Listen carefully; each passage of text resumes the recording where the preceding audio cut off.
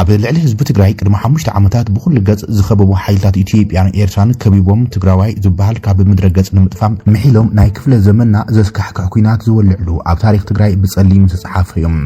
እቲ ጆኖሳይዳል ኩናት ልዕሊ ሚልዮን ህዝቢ ትግራይ ብዝተፈላለዩ መንገድታት ዝሃለቀሉ ሚልዮናት ካብ መረበቶም ዝተመዛበለሉም ዓሰርታት ኣሽሓት ኣዋልድ ትግራይ በኣርሜናዊ ኢሰብኣዊ መንገዲ ጸታዊ ጥቃዕትን ዓመፅን ዝተፈጸመሉም ኢኮኖሚያዊ ትግራይ ብፍሉይ ከዓ ኢላማ ዝተገበረሉም መሬት ትግራይ በትን በዝን ዝተወረረሉም ዓለም ዘደናገጸም ዕናዊ ኩናት ዝነበረም ወገን ኢትዮጵያ ድማ ሰራዊት ምክልኻል ኢትዮጵያ ሰሜን እዚ ብተጋሩ ዝተሓረደሉን ዝተጠቕዐሉን ተባሂሉም እናተዘከረው ኢሉ ዘሎም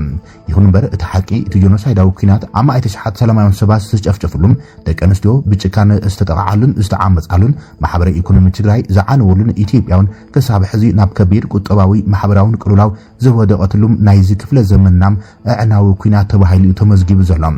ዝኽሪ እቲ ዘስካሕክሕ ኩናት ተጀመረሉ 50 ዓመት ከሙን ነቲ ናይ ጽንተት ኩናት ደው ዝበለ ስምምዕነት ፕሪቶሪያ ዝተፈረመሉ ሳልሳይ ዓመት ምኽንያት ብምግባር ህወሓት ኣብ ዘርግሕ መግለጺ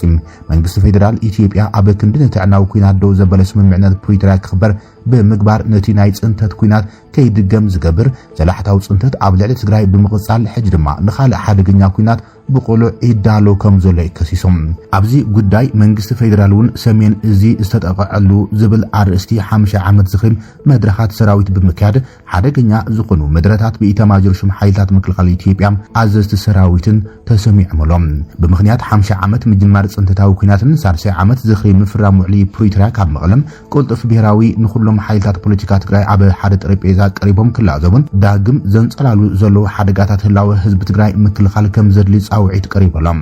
ውድብ ሳልሳይ ወያነ ትግራይ ኣብ ዘርግሕ መግለጺ ዝዓለት እዚኣ ክፍለ ዘመን ንዘመዝገቦም ኣይሂ ጨፍጫፍ ዘርኢ ምጽናትን መፈለምታ ኣያሞ ክንዝክራ ግድን ይብልና በልሞም ዝዓለት ኢትዮጵያ ንመላፍን ተኣኪባም ብዕልን መዳርግቲ ኣልቦ ጨካንን ኩናት ኣጽንቶት ኣብ ልዕሊ ብሄረ ትግራይ ዝኣወጀትሉም መዓልቲ እያሙ መመሊስና ብመሪር ጣዕሳን ሕራንን ክንዝክራውን ግድን እዩ ኢለሎም በነዊሕ ትልሚ ጸላእቲ ዝተኸፈተ ኩናት ጽንተት ማዕልያ ዘይብሎም ንጹሃት ደቂ ብሄረ ትግራይ ብግፍዒ ዝተቐተሉም ዝደፈረ ዘፈናቀለን ሕሱም ጭካነ ደመኛት ጸላእቲ ትግራይ ብቁልዑ ዝተረኣየሉን ከም ዝኾነም እነስተብህለሉ ዛጊድውን መልክዑ ቀይሩ ይቕጽል ከም ዘሎም ልቢ ንበል ኢለሎ ሳወት 24 ጥቅምቲ እንትንዘክር ፍጻመ ሓደ እዋን ጥራይ ዝገልጽ ዘይኮነስ ትግራይ ለሙን ካብ ሰላሕታዊ ጽንተት ዘይወጸት ከም ዝኾነትን ንሓንሳብ ሓሲብናውን ብትብዓት ንመዋጽኡ ኣብ ዝጥምቱ መንገድታት ክንሓብር ግድን ይብል ኢሎም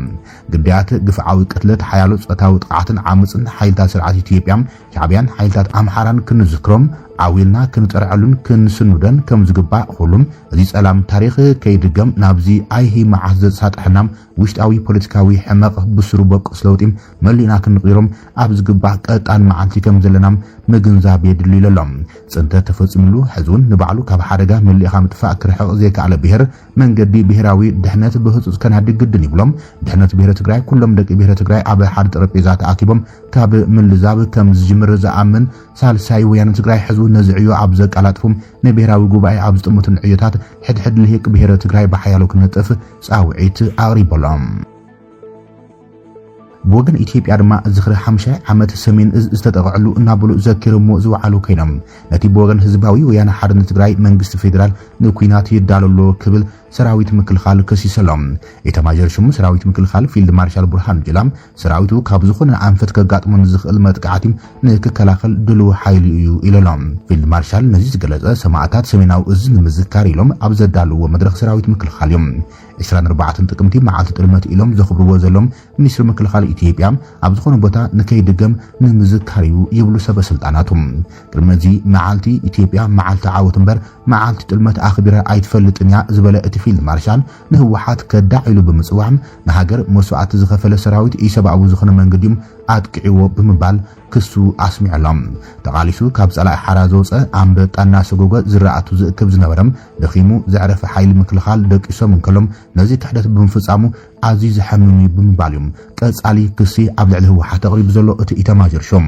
እዚ ድማ ብመስረቱ ንስምምዕነት ፕሪቶሪያ ዝጥሕስን ናብ ሓደገኛ ኩነታት ዝድርብዮን ምዃኑ ዘመላኽት እዮም ማርሻል ቡርሃኑ ብምቕጻል እዚ ናይ ክሕደት ተግባር ዝበሎ ክፍጸም ከሎ ይብልሞም ሰራዊት ወፍሪ መድሓን ክጅምር ተገዲዶም ናብ ትግራይ مسأتهم مبزحته حزب تግራይ እቲ ሰራዊት ከም ዝተበደለን ከም ዝተጠልመን ስለ ዝፈለጠ ኣብ ጎኒ ሰራዊት ደውሉ ብምባል ኣዝራራቢ ርእይቱ ይغصل እናት ልጇን ወዳ ፈቅዳ ሰጠች የሚለው የህዋት ትርክት በጣም ውሸት ነው። የትግራይ እናት ልጄ ይሙትልኝ ብላ ሰታታቅም አስገድደው ነው የሚወስዱት። አስገድደው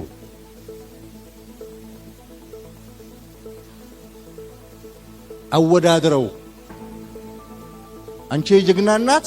አንቺ የፈሪ እናት እያሉ ወጣቱን ቀሚስ ነው የምትመርጠው ወይ ሱሪ እያሉ እያሸማቀቁ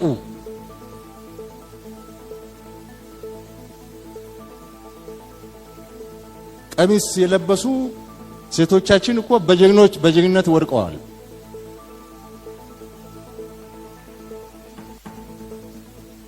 እንደዚህ ነው ቅስቀሳቸው። እንዲህ አድርገው ነው የወሰዱት። እንዲህ አድርገው ነው ያስለቀሱት።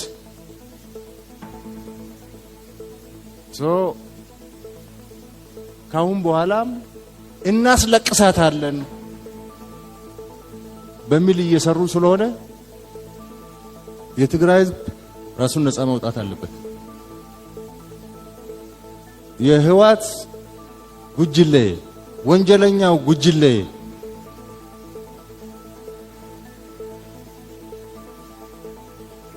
የትግራይን ህዝብ እጣ ፈንታ መወሰን የለበት። ትግል የጀመራችሁ ትግራይ ሰላም ያስፈልጋታል ብላችሁ ተደራጅታችሁ ተሰባስባችሁ መታገል የጀመራችሁ አላችሁ። በህዋት መንገድ አንመራም ያላችሁ የትግራይ ወጣቶች አላችሁ። እያለቀሳችሁ ያላችሁ እናቶች አላችሁ። ትግራይ ከዚህ በላይ መሸከም አትችልም።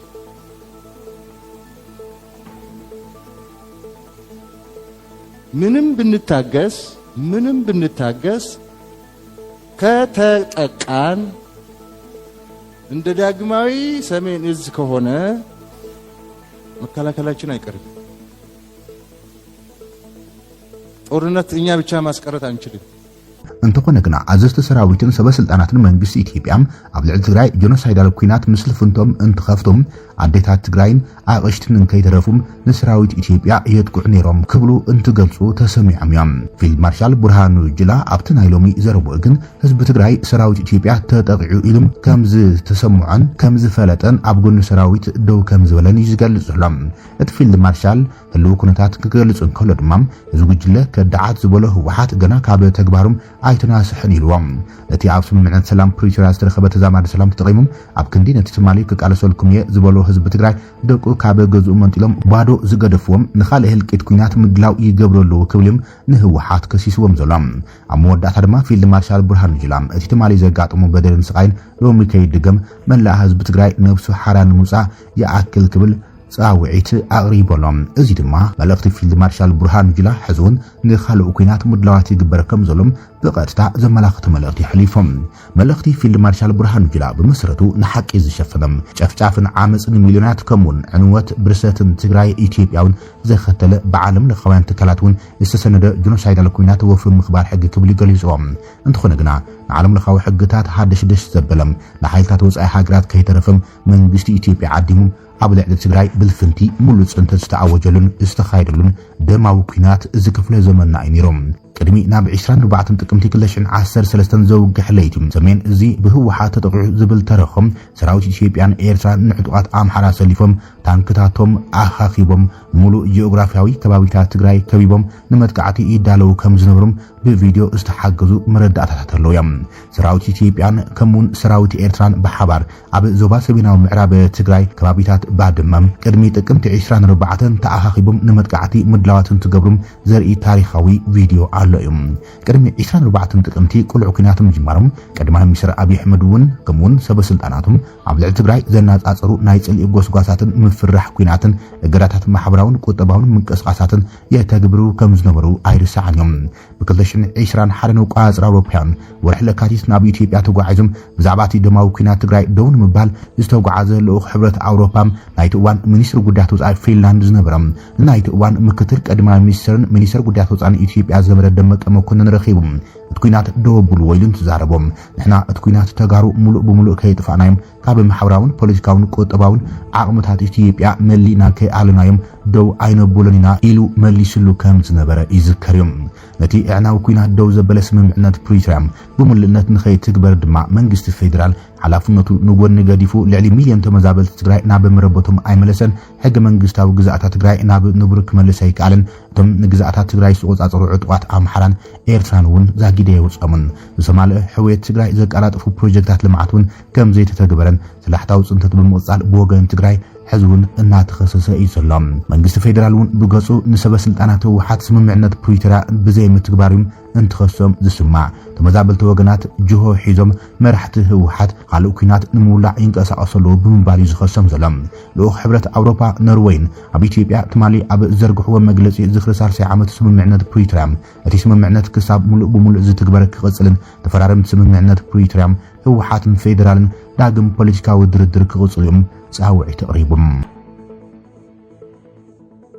መንግስቲ ኢትዮጵያ በመሰረት ውዕሊ ፕሪቶሪያ ወረርቲ ሓይልታት ካብ ግዛኣታት ትግራይ ኣውፂኡ ውሕስን ሰላማውን ብዝኾነ መንገዲ ናብ መረበቶም ንክመልሶም ተመዛበልቲ ወገናት ትግራይ ጸዊዖምሎም ጽላል ሲቪል ማሕበረሰብ ምዕራብ ትግራይ ሓውሹ በኣተሓባባርነት ሸውዓተ መዳርግቲ ትካላት ዝኽሪ 50 ዓመት ቁሉዕ ጽንተታዊ ኩናት ትግራይ መልኪቶም ኣብ ማእኸል መዕቆቢ ተመዛበልቲ ሰብዓ ካሬም ስነ ስርዓት ጸሎትን መብራህ ጥዋፍን ተሳሊጠሎም ኣብ ስነ ስርዓት መብራህ ጥዋፍን ተመዛበልቲ ወኪሉ ሓሳቡ ዝገለጸም ኣቶ ካሕሳይ ታደለም 3 ዓመት ዝደፈነ ውዕሊ ፕሪቶሪያ ብዘይ ምትግባሩ በአዛብ ንብላዕ ኣለና ብጥሜት ብሕማም ብቁሪ በአስሒታ ብድምፂ ኣልቦም መሳርሒ ንጸንት ኣለና ተስፋና ተመናሚኑም መዓልታዊ ሞት የጋጥመናሉ ክብል መረረቶም ገሊጸሎም ዲያስፖራ ትግራይ ከም ትልሙድ ድምፂ ክኾኖም መልእኽቶም ዘመሓላልፎም እቶም ተመዛበልቲ ወገናት እቲ ውዕሊ ንኽትግበር ማሕበረሰብ ዓለም ጸቕጢ ክፈጥር ጻውዒቶም ኣቕሪቦም እዮም ብሰላማዊ መንገዲ ውሕስኖም ተሓሊና ብምርበቶም ንኽምለሱም ኩሉ ትግራዋይ ኣብ ጎድኖም ኮይኖም ንክቃለስ ድማ እዮም ጻውዒት ኣቕሪቦም ኣብ ስነ ስርዓት ዝኽርን ምውላዕ ጥዋፍን መልእኽቲ ዘሕለፉ ቀሺ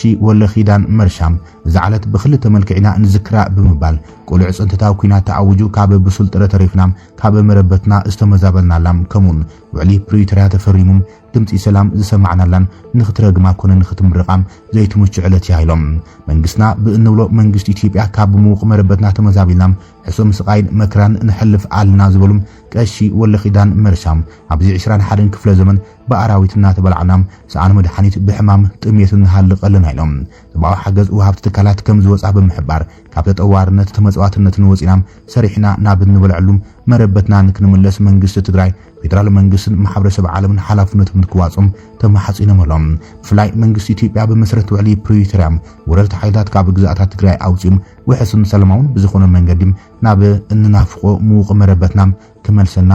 ንሓትት ኢሎም ኣሎም ጉጅለ ዕጡቕ ፋኖ ኣብ ልዕሊ ትግራይ ናይ ህልውና ኩናት ክህልዎ ከም ዝኽእል ኣብ ማኒፌስቱ ብወግዒ ኣስሚሩሎም